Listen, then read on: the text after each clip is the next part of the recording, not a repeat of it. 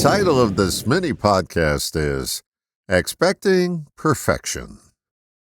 I had a client session with an aspiring poet many years ago.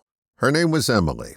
It's not often that you get to witness someone's dreams oozing out just over an hour's lunch, but there it was in full view for anyone willing to observe and inquire about. Emily was a college student, waitress, who traveled with pastel pencils, pens, and a notebook.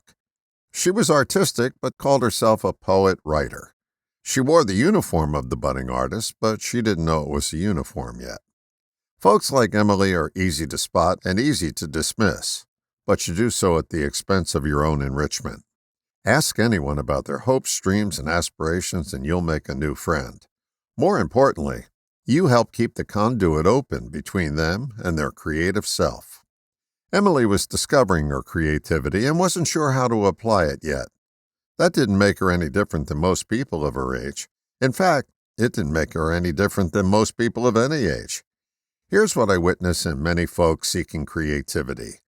Burying your creative self with expectations of perfection that impede its progress.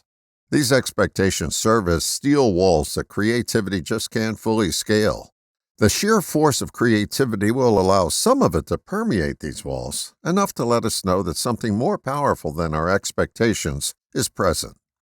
But expecting perfection leads to self-doubt, which leads to atrophy, which leads to lethargy. This progression contains a lot of starts and stops until we just shut down.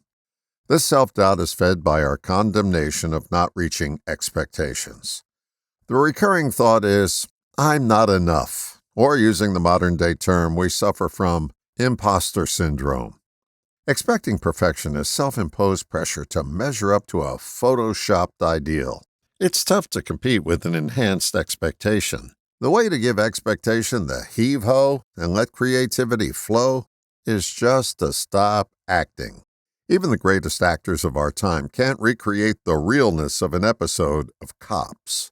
Acting out our expectations to be perfect keeps creativity bottled up, and its secret message never gets read. When you drop your I have to be perfect act, you automatically let go of expectations and discover the eye of creativity.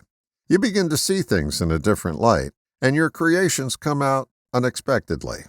When you release the pressure of expectation, you unleash your creative self and rediscover the enthusiasm of an Emily. All the best, John.